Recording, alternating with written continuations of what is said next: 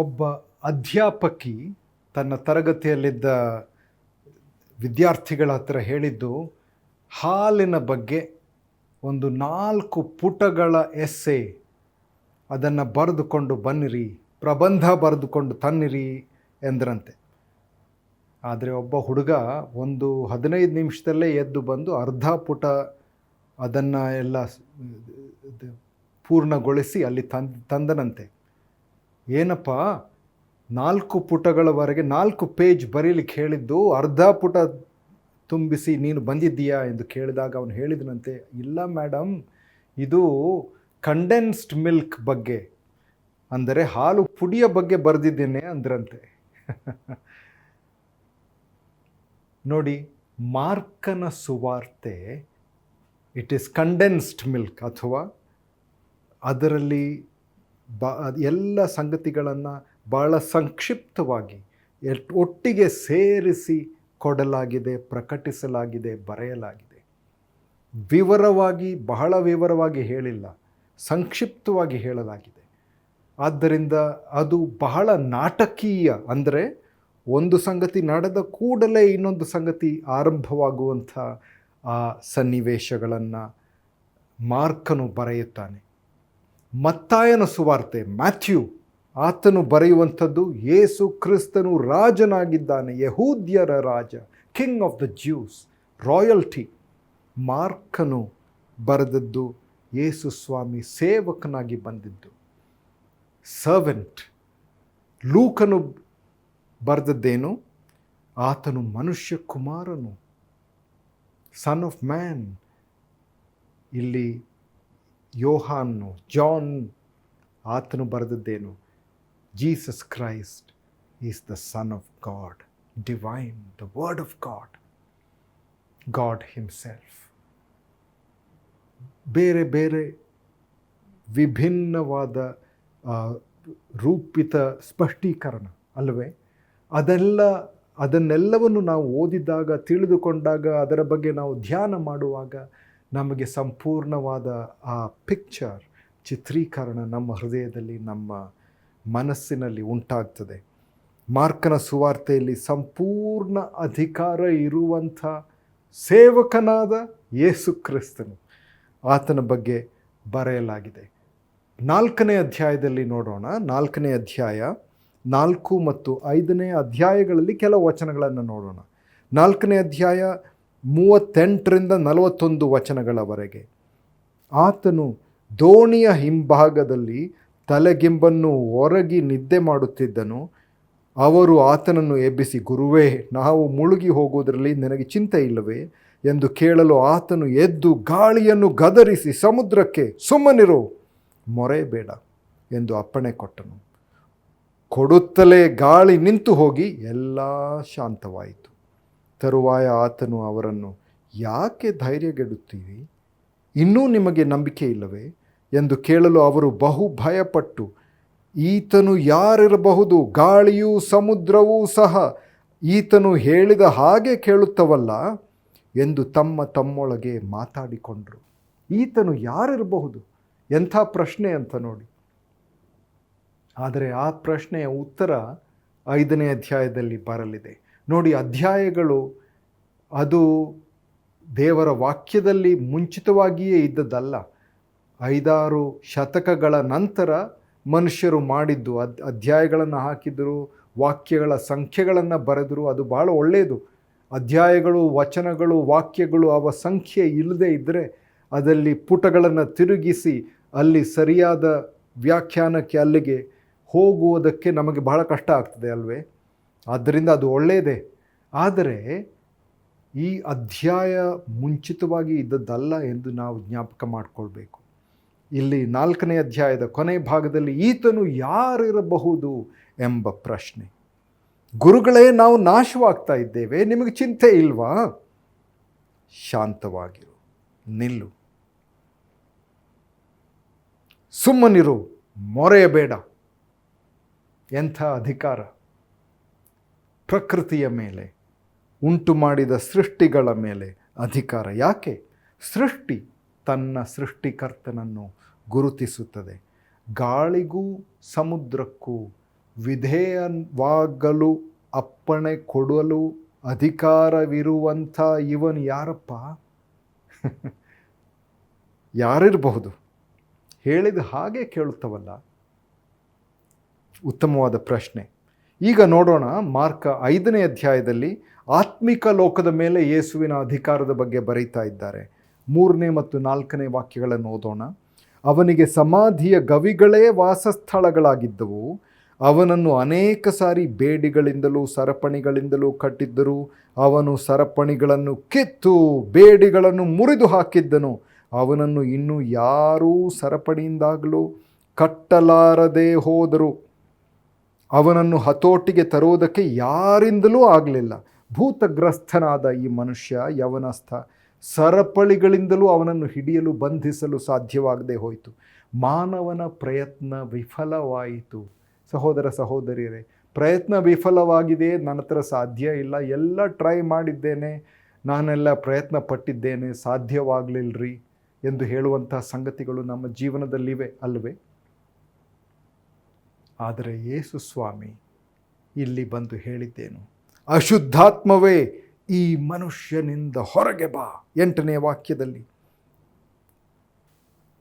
ಭೂತಗಳ ಭಾಷೆಯನ್ನು ಯೇಸು ಸ್ವಾಮಿ ಆತನು ಮಾತನಾಡ್ತಾನೆ. ಸೃಷ್ಟಿಯ ಭಾಷೆ, ಅಲೆಗಳ ಭಾಷೆ, ಸಮುದ್ರದ ಭಾಷೆ ಗೊತ್ತುಂಟು ಆತನಿಗೆ. ಇಲ್ಲಿ ಆತ್ಮಿಕ ಲೋಕದಲ್ಲಿ ಆತನ ಅಧಿಕಾರ ಎಲ್ಲರಿಗೂ ತಿಳಿದು ಬಂತು. ಎಲ್ಲರೂ ಓಡಿ ಬರ್ತಾರೆ ಈತನನ್ನು ನೋಡಿ, ಈ ಮನುಷ್ಯನನ್ನು ನೋಡಿ. ಯೇಸು ಸ್ವಾಮಿಯ ಪಾದದ ಹತ್ತಿರ ಸ್ವಸ್ಥನಾಗಿ ಕುಳಿತಿದ್ದಾನೆ, ಮಾತನಾಡ್ತಾ ಇದ್ದಾನೆ, ಸ್ವಸ್ಥನಾಗಿದ್ದಾನೆ. ಎಲ್ರಿಗೂ ಆಶ್ಚರ್ಯ. ಅದರ ನಂತರ ನೋಡೋಣ, ಇವರಿಗೆಲ್ಲ ಗೊತ್ತಾಯಿತು ಆತ್ಮಿಕ ಲೋಕದ ಮೇಲೆ ಯೇಸು ಸ್ವಾಮಿಗಿದೆ ಅಧಿಕಾರ.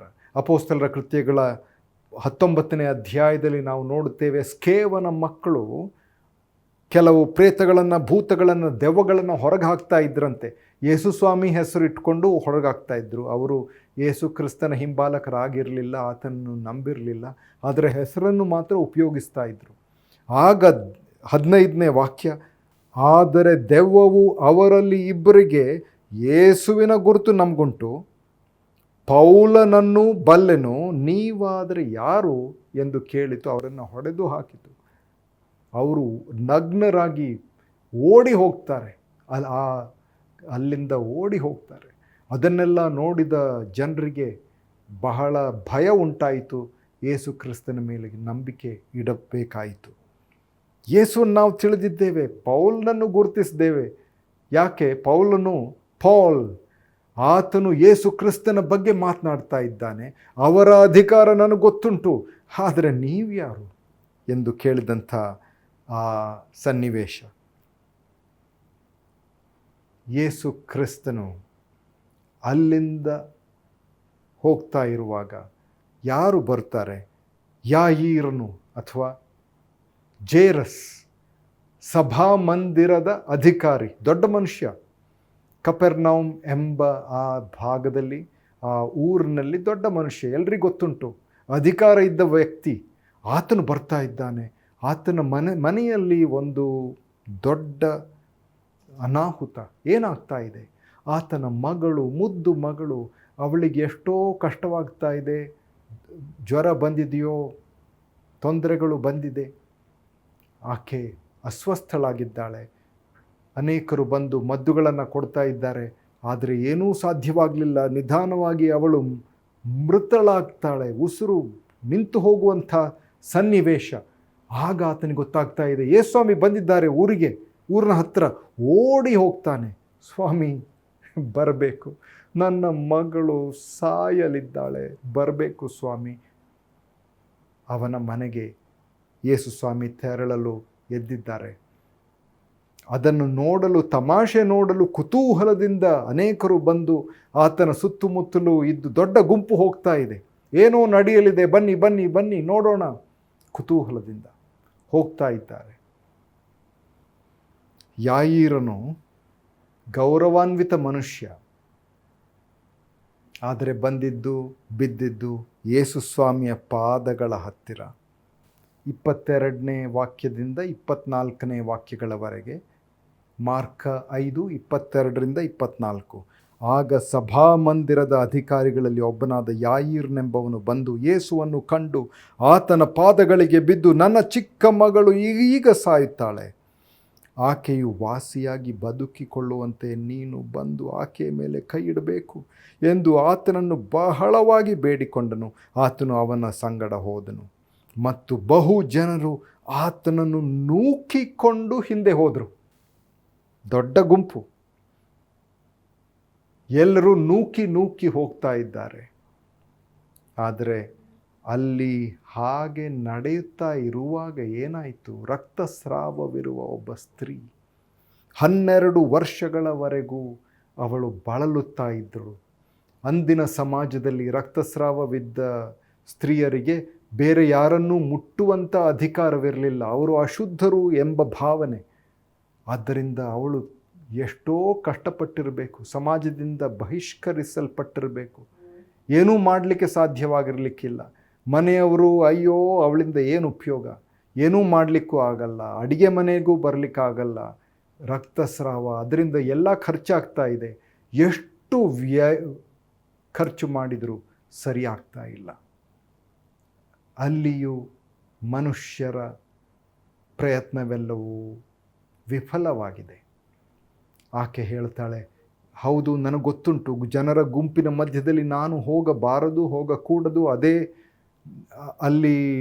ಅಲ್ಲಿನ ರೂಲ್ಸ್ ಅಥವಾ ಅಲ್ಲಿನ ನ್ಯಾಯ. ಆದರೆ ನಾನು ಹೋಗ್ತೇನೆ, ನನ್ನಿಂದ ಕಳೆದುಕೊಳ್ಳುವಂಥದ್ದೇನಿಲ್ಲ. ಯಾರಿಗೂ ಗೊತ್ತಿಲ್ಲದೆ ನಾನು ಒಳಗೆ ನುಸುಕಿ ಹೋಗಿ ಆತನ ಮೇಲಂಗಿಯ ಕೊನೆ ಭಾಗವನ್ನು ಮುಟ್ಟಿದರೆ ಸಾಕು, ನನಗೆ ಗುಣವಾಗ್ತದೆ. ಅವನಲ್ಲಿದೆ ಶಕ್ತಿ, ನನಗೆ ಗೊತ್ತುಂಟು, ಪ್ರಭಾವ, ಅಧಿಕಾರ ಇದೆ. ಮುಟ್ಟಿ ಯಾರಿಗೂ ಗೊತ್ತಿಲ್ಲದೆ ನಾನು ತಿರುಗಿ ಬರಲಿದ್ದೇನೆ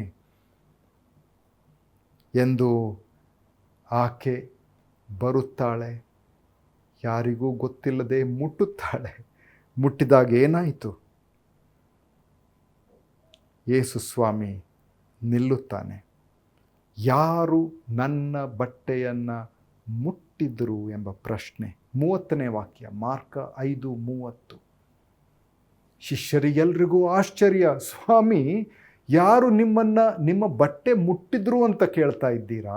ನೋಡಿ, ಎಲ್ಲರೂ 100 ಜನ ನಿಮ್ಮ ಮೇಲೆ ಬೀಳ್ತಾ ಇದ್ದಾರೆ, ನೂಕ್ತಾ ಇದ್ದಾರೆ, ನಿಮ್ಮ ಸುತ್ತಲೂ ಇದ್ದಾರೆ, ಅವರನ್ನು ಹತೋಟಿಯಲ್ಲಿ ತರುವಂಥದ್ದೇ ಕಷ್ಟ ಆಗ್ತಾ ಇದೆ, ಎಲ್ಲರೂ ಮುಟ್ತಾ ಇದ್ದಾರ್ರಿ, ಯಾರು ಮುಟ್ಟಿದ್ರು ಅಂತ ಕೇಳ್ತಾ ಇದ್ದೀರಾ? ನೋಡಿ ಸಹೋದರ ಸಹೋದರಿಯರೇ, ಯೇಸು ಕ್ರಿಸ್ತನ ಶಕ್ತಿ, ಪ್ರಭಾವ ನಂಬಿಕೆಗೆ ಪ್ರತಿಕ್ರಿಯಿಸುತ್ತದೆ. ಅದು ಆತನಿಗೆ ಗೊತ್ತಾಯಿತು.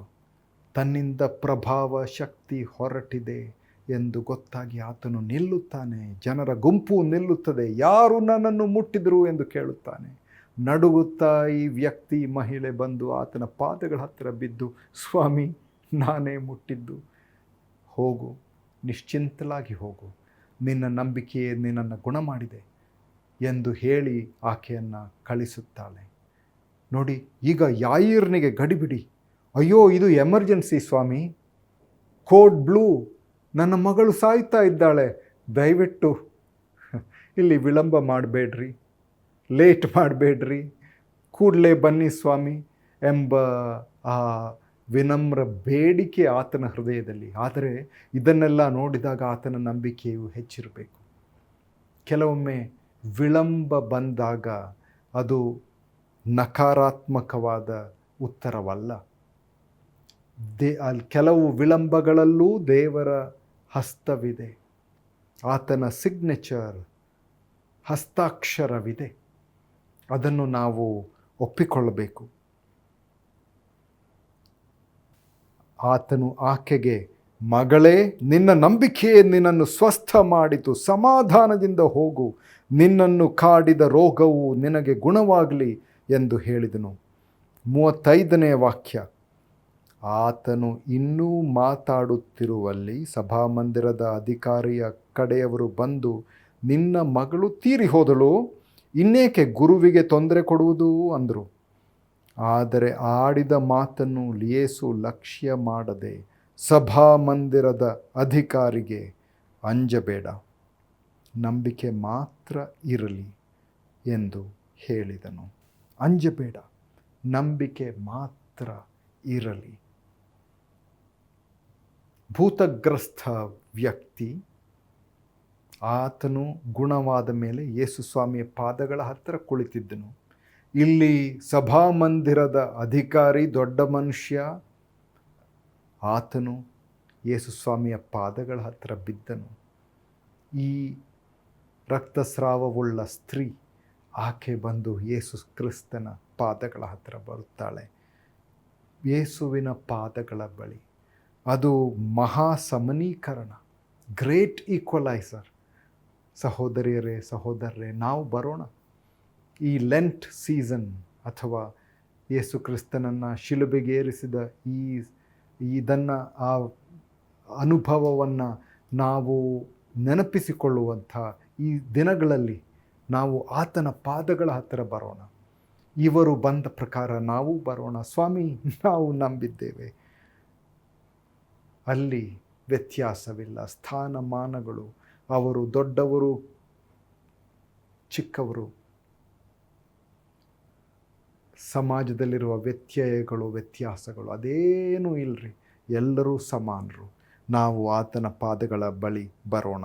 ವ್ಯತ್ಯಯಗಳು, ವಿಳಂಬಗಳು ಬಂದಾಗಲೂ ಹೇಳೋಣ, ಸ್ವಾಮಿ, ಇದು ನಿನ್ನಿಂದ, ನಿನ್ನ ಇಚ್ಛೆಯಿಂದ, ನಿನ್ನ ಒಪ್ಪಿಗೆಯಿಂದ ಆಗಿದೆ. ವಿಳಂಬ ನಿರಾಕರಣೆ ಅಲ್ಲ ಸ್ವಾಮಿ, ಅದನ್ನು ನಂಬ್ತೇನೆ. ಜನರು ಬರ್ತಾರೆ ಆತನ ಮನೆಯಿಂದ, ಬಂದು ಹೇಳುತ್ತಾರೆ, ನಿನ್ನ ಮಗಳು ಸತ್ತು ಹೋದ್ಲು, ತೀರ್ಕೊಂಡ್ಲು, ಉಸಿರಾಟ ನಿಂತು ಬಿಟ್ಟಿದೆ, ಇನ್ನು ಮೇಲೆ ಗುರುವಿಗೆ ತೊಂದರೆ ಕೊಟ್ಟು ಪ್ರಯೋಜನ ಇಲ್ಲ, ಯಾಕೆ ಅವ್ರು ಬರಬೇಕು? ಆತನು ಹೇಳ್ಬೋದಾಗಿತ್ತು, ಸ್ವಾಮಿ ಬೇಡ ಸ್ವಾಮಿ, ಬರೋದು ಬೇಡ ಎಂದು ಹೇಳ್ಬೋದಾಗಿತ್ತು. ಆದರೆ ಯೇಸು ಸ್ವಾಮಿ ಹೇಳ್ತಾನೆ, ಅಂಜಬೇಡ, ಹೆದರಬೇಡ, ನಂಬಿಕೆ ಮಾತ್ರ ಇರಲಿ. ಅಂಜಬೇಡ, ನಂಬಿಕೆ ಮಾತ್ರ ಇರಲಿ. ಇಲ್ಲಿ ಅವನ ಮನೆಗೆ ಯೇಸು ಸ್ವಾಮಿ ಬಂದಾಗ ಏನಾಗ್ತಾ ಇದೆ? ಅಲ್ಲಿ ದೊಡ್ಡ ಗೋಳಾಟ, ಸುಳ್ಳು ಶೋಕ. ಅಲ್ಲಿ ಪ್ರೊಫೆಷನಲ್ ಮೋನರ್ಸ್, ಅಂದರೆ ಅಳಲಿಕ್ಕೆ ಕಾಸು ಕೊಟ್ಟು ಬರೆಸುವಂಥ ಜನರೂ ಇದ್ದಾರೆ, ಕುಟುಂಬಸ್ಥರು ಇದ್ದಾರೆ. ಅಪ್ಪ ಅಮ್ಮಗೆ ಎಷ್ಟು ದುಃಖ ಅಲ್ವೇ? ಅವರು ಹೊರಗಿನವರನ್ನೆಲ್ಲ ಕೊಠಡಿಯಿಂದ ಹೊರಗೆ ಹಾಕಿ 3 ಶಿಷ್ಯರು, ತಂದೆ ತಾಯಿ ಇವರೆಲ್ಲ ಒಟ್ಟಿಗೆ ಹೋಗ್ತಾರೆ ಯೇಸು ಕ್ರಿಸ್ತನ ಜೊತೆಗೆ. ಆತನು ಮರಣದ ಮೇಲಿನ ಅಧಿಕಾರವನ್ನು ಎಲ್ರಿಗೂ ಪ್ರದರ್ಶಿಸುತ್ತಾನೆ. ತಲಿಥ ಕೂಮಿ ಅಂದರೆ ಮಗಳೇ ಎದ್ದು ಬಾ ಎಂಬ ಆಜ್ಞೆ. ನೋಡಿ, ಪ್ರಕೃತಿಯ ಮೇಲೆ, ಆತ್ಮಿಕ ಲೋಕದ ಮೇಲೆ, ಭೂತಗಳ ಮೇಲೆ, ದೆವ್ವಗಳ ಮೇಲೆ, ರೋಗದ ಮೇಲೆ, ಮರಣದ ಮೇಲೆ ಅಧಿಕಾರ. ಆಕಾಶದಲ್ಲಿಯೂ ಭೂಮಿಯಲ್ಲಿಯೂ ಎಲ್ಲ ಅಧಿಕಾರವನ್ನು, ಅದನ್ನೆಲ್ಲ ನನಗೆ ಕೊಡಲ್ಪಟ್ಟಿದೆ ಎಂದು ಹೇಳಿದಂಥ ಕರ್ತನು. ನಾಯಿನ್ ಎಂಬ ಆ ಊರಿನಿಂದ ಹೊರಗೆ ಬರ್ತಾ ಇದ್ದ ಯೌವನಸ್ಥನ ಆ ಸನ್ನಿವೇಶ ನಮ್ಗೆ ಗೊತ್ತುಂಟು. ಆತನು ತೀರಿಕೊಂಡಿದ್ದ, ತಾಯಿ ವಿಧವೆ ಅಳುತ್ತಾ ಹಿಂದೆ ಬರ್ತಾ ಇದ್ದಾಳೆ. ಯೇಸು ಸ್ವಾಮಿ ಹೇಳಿದ್ದೇನು? ಅಳಬೇಡ ಎಂದು ಆಕೆಗೆ ಹೇಳಿ, ಅದು ಲೂಕ 7ನೇ ಅಧ್ಯಾಯ 13ನೇ ವಾಕ್ಯ. ಸ್ವಾಮಿಯು ಆಕೆಯನ್ನು ಕಂಡು ಕನಿಕರಿಸಿ ಅಳಬೇಡ ಎಂದು ಆಕೆಗೆ ಹೇಳಿ, 14ನೇ ವಾಕ್ಯ, ಚಟ್ಟದ ಹತ್ತಿರಕ್ಕೆ ಹೋಗಿ ಅದನ್ನು ಮುಟ್ಟಲು ಹೊತ್ತುಕೊಂಡವರು ನಿಂತರು. ಆಗ ಆತನು, ಯೌವನಸ್ಥನೇ ಏಳು ಎಂದು ನಿನಗೆ ಹೇಳುತ್ತೇನೆ ಅಂದನು. ಅಳಬೇಡ ಎಂದು ಹೇಳಲಿಕ್ಕೆ ಅಧಿಕಾರ ನಮಗಿಲ್ಲ ಅಲ್ವೇ? ಏನಾಗಲ್ಲ ಬಿಡ್ರಿ, ಅಳಬೇಡ್ರಿ ಎಂದು ಹೇಳುವ ಮಾತು ನಮ್ಮ ಮಾತು, ಪೊಳ್ಳು ಮಾತು. ಯಾಕೆ? ನಮಗೆ ಅಧಿಕಾರ ಇಲ್ಲ, ಯೇಸು ಸ್ವಾಮಿಗಿದೆ. ಯುವಕನೇ, ಯೌವನಸ್ಥನೇ, ಏಳು, ಎದ್ದು ಬಾ.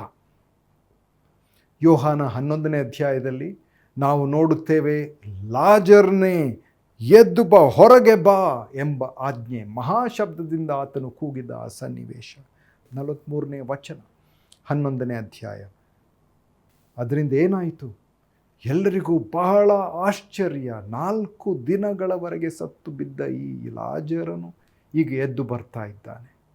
12ನೇ ಅಧ್ಯಾಯದಲ್ಲಿ ಎಲ್ಲರೂ ಮಹಾಯಾಜಕರು ಎಲ್ಲರೂ ಸೇರಿ ಏನು ಹೇಳ್ತಾರೆ? ಯೇಸು ಕ್ರಿಸ್ತನನ್ನು ಮಾತ್ರ ಕೊಂದರೆ ಸಾಲದು. ಯಾಕೆ?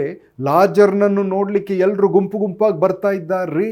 ನಾವು ಅವರನ್ನು ಮುಗಿಸ್ಬಿಡ್ಬೇಕು, ಅವರನ್ನು ಕೊಂದುಬಿಡಬೇಕು, ಲಾಜರ್ನನ್ನೂ ಮುಗಿಸ್ಬಿಡ್ಬೇಕು ಎಂದು ಹೇಳುವಂತಹ ಸನ್ನಿವೇಶ. ಯೇಸು ಕ್ರಿಸ್ತನಿಗಿದೆ ಜೀವ ಮರಣಗಳ ಮೇಲಿದೆ ಅಧಿಕಾರ.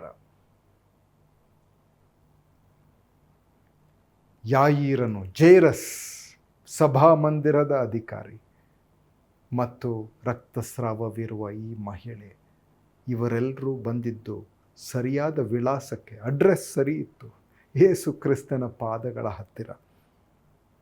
ಕೀರ್ತನೆ 121 1 ಮತ್ತು 2 ವಚನಗಳು. ನಾನು ಕಣ್ಣೆತ್ತಿ ಪರ್ವತಗಳ ಕಡೆಗೆ ನೋಡುತ್ತೇನೆ, ನನ್ನ ಸಹಾಯವು ಎಲ್ಲಿಂದ ಬರುವುದು?